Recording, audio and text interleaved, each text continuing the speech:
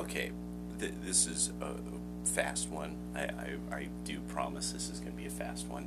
So I'm looking at something and I see something about Hailey Bieber's lipstick being racist.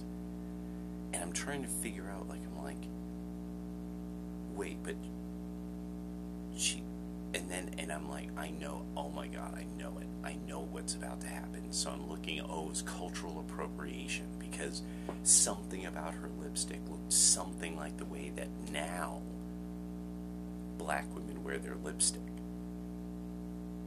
That's not how black women wore their lipstick before. Almost everything about what she did is something that was adopted. So first, a portion of it is actually absolutely vata in its origin. Only hot, don't watch out for their men kind of Latin chicks did that with their lipstick. This would have been after this was made popular by the greater Appalachian redneck woman. Or whistle bait, the kind of lipstick that you would see on a rockabilly girl. Now, anybody who knows enough about throwback scenes, and then beyond that, in the 80s and 90s, the lipstick like that was vata, and the only other group were the goth chicks, the goths and the mods, and they would wear dead red. Dark lipstick isn't even a black thing. It's not even a black thing. Anybody who wants to talk about something they don't know about, you're making it up. You don't know what you're talking about. You weren't there. You have no photos. You have no photos of your mama or your auntie like that back in 1993. You don't have a picture of somebody in the 1970s like that. You don't understand. No, that wasn't a common look. The way that black women affect themselves right now, that's not how black women looked whatsoever. I don't get, and so then beyond that, the whole thing with cultural appropriation that you should never listen to when black people talk about cultural appropriation, ever. Just stop it, because they are not being honest. There is nobody who is more likely to borrow from you than black Americans. Black Americans borrow from everyone. There is no, it's that they borrow it and then black people do something different with it. That's when people are like, I didn't ever think of wearing it like that. And then they'll kind of alter and now that black people have done that long enough,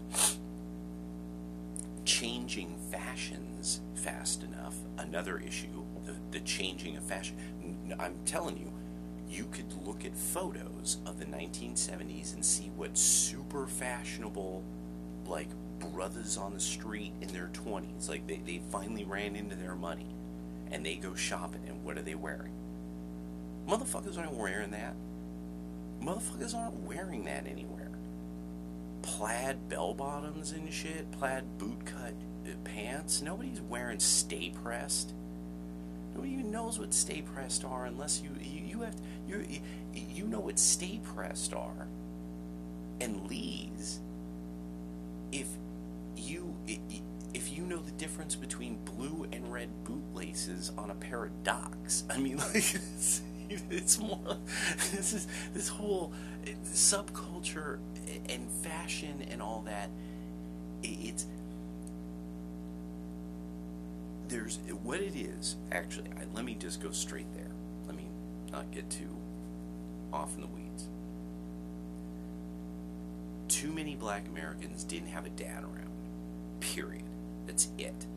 So one, their nervous system and fundamental cognitive capacities have been hampered. That's one. That there's nothing wrong with that. You got a problem with that, you should talk to your maker, because that's how it's designed. We know this. We are lying to people that oh no, you see, because culture and society, and no, the sound of your biological father telling you no has an effect over you that nobody else has. Nothing else has that same effect. And biological fathers are inordinately likely to show affectionate touch. So one of the things is that there's power there, and then there's gentleness. There's authority and there's gentleness. Mothers, they're relatively gentle, but mothers are where almost everybody has heard the worst possible things ever said about them or their family members or the world came out of their mother's mouths, and we just don't like talking about it. And it doesn't matter who this is. It doesn't matter who it is. There's very few women. American women do not have that much grace, and we like to pretend they do. And to some degree, I really want to say and that's a good thing. My mother being honest about like certain things, that was a red pilling. This is why I've counted.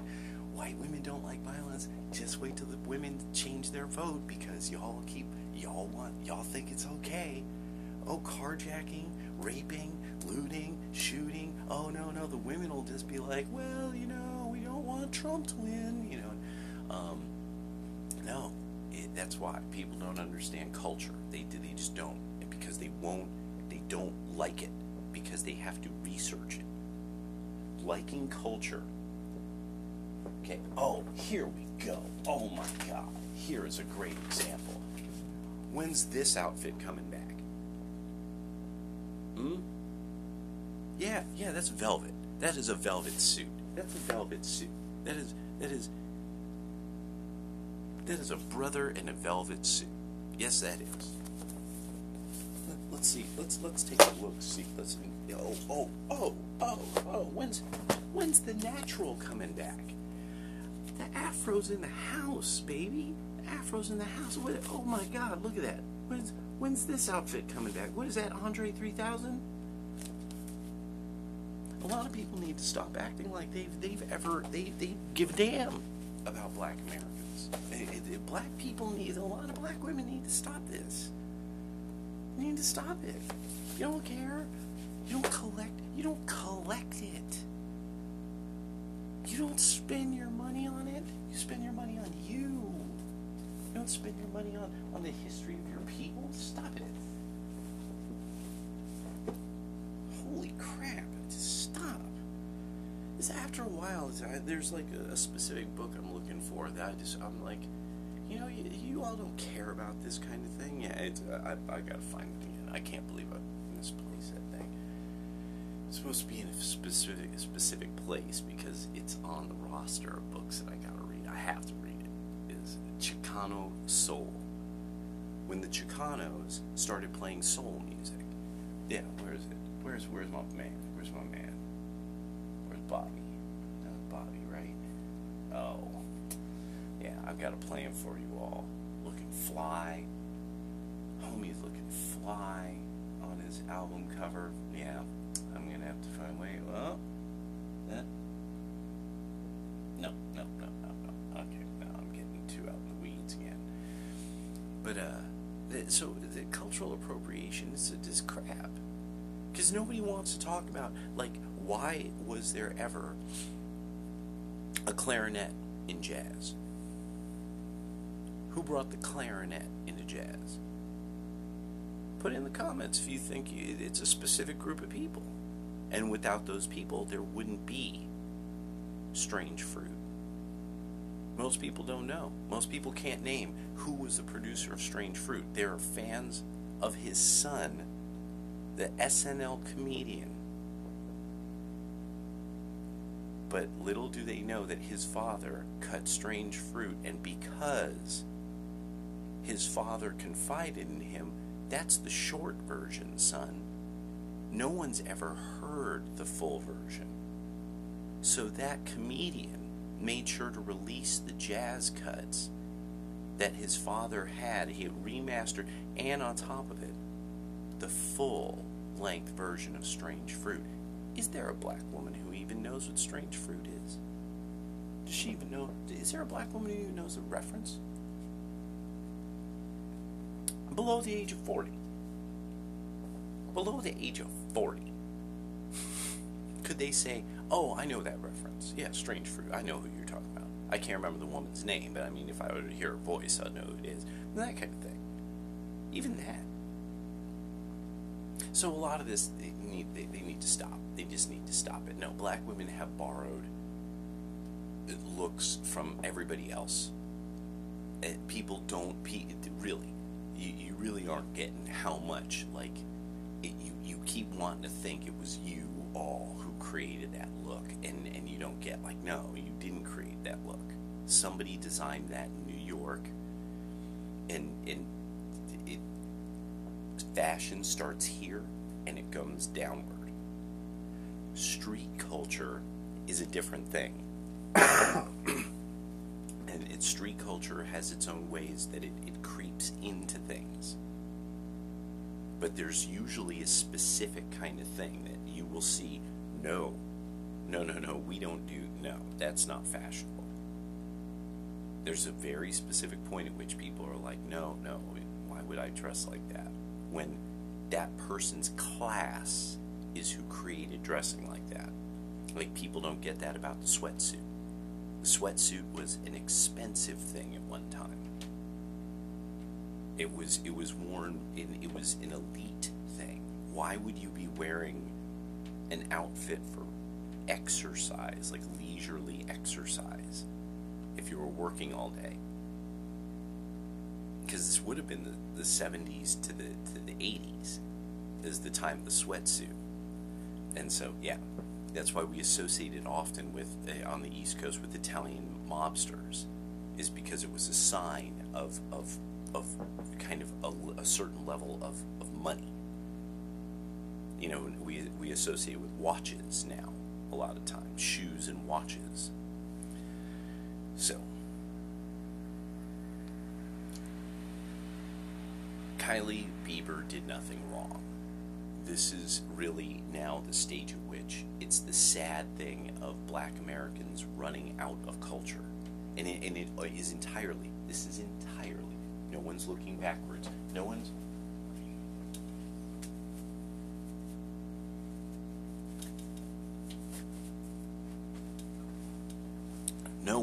probably, no black people are probably were raised on good old, and I bet a bunch of my fan base that is lily white, Stax Records.